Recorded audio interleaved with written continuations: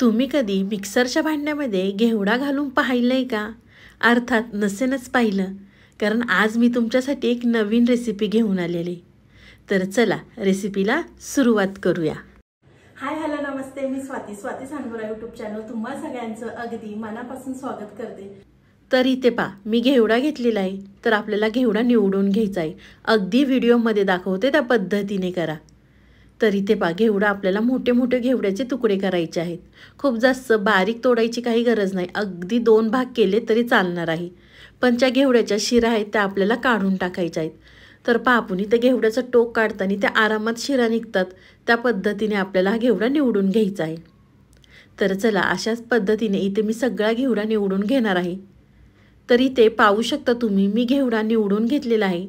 त्यानंतर आपल्याला घेवड्याच्या शेंगा धुवून घ्यायच्या आहेत. तर चला इथे मी घेवडा धुवून घेते. तर एका साईडला कढई गरम करून घेतलेली आहे. कढईमध्ये आपल्याला 1 चमचा भरून तेल घालायचं आहे. तेल घातल्यानंतर आपण जो घेवडा धुवून घेतला होता तो आपल्याला कढईमध्ये घालायचा आहे आणि बारीक गॅसवर आपल्याला 2 ते 3 मिनिटं हा घेवडा परतवून घ्यायचा आहे. थोडासा हा घेवडा आपल्याला तेलावर भाजून घ्यायचा आहे. तर चला इथे मी हा घेवडा भाजून घेते. तोपर्यंत तुम्ही माझा व्हिडिओ इथपर्यंत पाहिलाच आहे आणि अजूनसुद्धा आपल्या चॅनलला सबस्क्राईब केलं नसेल ना, तर प्लीज एक सबस्क्राईब नक्कीच करा. तर चला इथे मी सगळा घेवडा भाजून घेणार आहे. आज आपण घेवड्यापासून एक भन्नाट असा पदार्थ पाहणार आहोत. तुम्ही यापूर्वी कधी केला असेल ना, तर मला लगेच कमेंट करून सांगा. तर इथे पाहू शकता घेवडा भाजलेला आहे. तर एका प्लेटमध्ये हा घेवड्याच्या शेंगा मी काढून घेते. तर त्याच कढईमध्ये आपल्याला अर्धी वाटी शेंगदाणे घालायचे आहेत. इथे शेंगदाणे घातल्यानंतर 5 ते 6 मिरच्या घालायच्या आहेत. इथे मी तिखट मिरच्यांचा वापर केलेला आहे. तिखट तुम्ही तुमच्या आवडीनुसार कमी जास्त करू शकता. मिरच्या घातल्यानंतर आपल्याला 7 ते 8 लसूण पाकळ्या घालायच्या आहेत आणि शेंगदाणे, मिरच्या, लसूण आपल्याला भाजून घ्यायचं आहे. शेंगदाणे आणि मिरच्या छान अगदी भाजून घेतल्या की आपल्या पदार्थाला मस्त अशी चव येणार आहे. तर इथे पाहू शकता तुम्ही, मी शेंगदाणे, मिरच्या, लसूण छान अगदी व्यवस्थित भाजून घेतलेला आहे. त्यानंतर आपल्याला अर्धा चमचा जिरे घालायचे आहेत आणि जिरेसुद्धा आपल्याला हलकेसे असे भाजून घ्यायचे आहेत. तर चला मी जिरेसुद्धा भाजून घेते. जिरे भाजल्यानंतर लगेच आपल्याला हे सगळं एका प्लेटमध्ये काढायचं आहे आणि पूर्णपणे आपल्याला हे सगळं साहित्य थंड करून घ्यायचं आहे. तर इथे पाहू शकता सगळं साहित्य आपलं थंड झालेलं आहे. त्यानंतर इथे मी एक मिक्सरचं भांडं घेतलेलं आहे. मिक्सरच्या भांड्यामध्ये आपल्याला सगळे साहित्य घालायचं आहे आणि चालू बंद करून आपल्याला हे जाडसर वाटून घ्यायचं आहे. तर मी तुम्हाला पुढे दाखवतेच कशा पद्धतीने इथे मी वाटून घेतलेलं आहे. पाण्याचा वापर आपल्याला अजिबात करायचा नाही. अगदी तसंच आपल्याला हे वाटून घ्यायचं आहे. तर इथे पाहू शकता मी जाडसर पद्धतीने वाटून घेतलेलं आहे. तर तुम्ही पाहू शकता त्यामध्ये अर्धे शेंगदाणेसुद्धा मी तसेच ठेवलेले आहे. खूप जास्त बारीक वाटलेलं नाही आहे.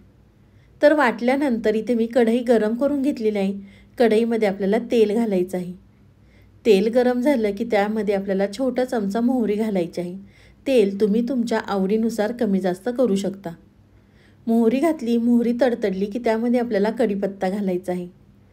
कढीपत्ता तडतडला की अर्धा चमचा हिंग घालायचा आहे आणि इथे मी एक मोठ्या आकाराचा कांदा बारीक कट करून घेतला होता. तर आपल्याला कांदा घालायचा आहे आणि तेलावर व्यवस्थित आपल्याला परतवून घ्यायचं आहे. तोपर्यंत तुम्ही माझ्या व्हिडिओला लाईक केलं नसेल ना, तर प्लीज एक लाईक करा.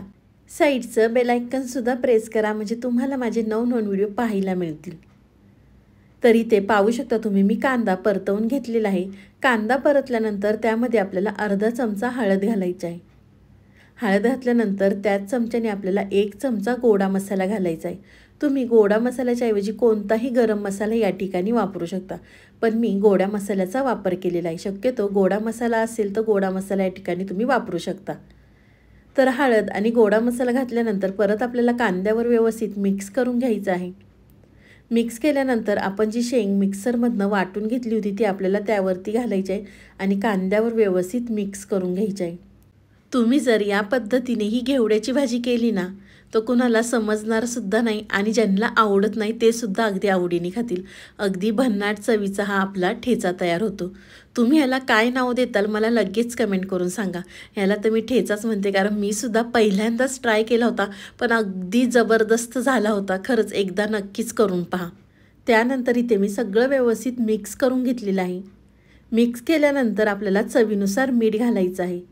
तुम्ही यामध्ये टोमॅटोसुद्धा घालू शकता. टोमॅटोने सुद्धा अगदी मस्त लागते बरं का. मीठ घातलं की परत आपल्याला व्यवस्थित मिक्स करून घ्यायचं आहे. तुम्ही हा घेवड्याचा ठेचा प्रवासामध्ये सुद्धा नेऊ शकता. फक्त प्रवासामध्ये न्यायच्या वेळेस आपण ज्यावेळेस हा ठेचा करू त्यावेळेस आपल्याला कांद्याचा वापर करायचा नाही आहे. आपल्याला हा ठेचा अगदी तेलावर व्यवस्थित परतवून घ्यायचा आहे. थोडासा कुरकुरीत करायचा, म्हणजे अगदी चपाती संग किंवा भाकरी संग खायला छान लागतो. तर व्यवस्थित मिक्स केलं की मी झाकण ठेवलं होतं. झाकण ठेवून आपल्याला एक वाफ घ्यायची आहे. इथे पाहू शकता छान त्याला एक वाफ बसलेली आहे. तर आपण परत इथे मिक्स करून घेऊया. मस्त अगदी घरभर वास सुटला होता बरं काय ठेचाचा. नक्कीच एकदा करून पहा, केल्यानंतर मला कमेंट करा. तर चला व्यवस्थित मिक्स केलं की त्यावरती भरपूर अशी कट केलेली कोथिंबीर घालायची आहे आणि परत एकदा मिक्स करून घेते. मिक्स केलं की इथे मी एका प्लेटमध्ये हा ठेचा काढून घेते. तुम्ही पाहू शकता रंगसुद्धा खूप मस्त आलेला आहे. तर इथे मी एका प्लेटमध्ये काढून घेते. गरमागरम आपला ठेचा तयार झालेला आहे. चपाती संग किंवा भाकरी संग किंवा वरण भातासंग सुद्धा खूप मस्त लागतो. मी तुम्हाला जवळनं सुद्धा ठेचा दाखवते. खरंच अगदी अप्रतिम होतो. एकदा नक्कीच करून पहा. तुम्हालाही माझी आजची रेसिपी कशी वाटली ती मला नक्कीच कमेंट करून कळवा. व्हिडिओ आवडला तर व्हिडिओला लाईक, कमेंट, सबस्क्राईब करायला विसरू नका. तर चला, तुम्ही माझा संपूर्ण व्हिडिओ पाहिल्याबद्दल थँक्यू सो मच. पुन्हा भेटूया असाच एक छानसा व्हिडिओ घेऊन. तोपर्यंत बाय.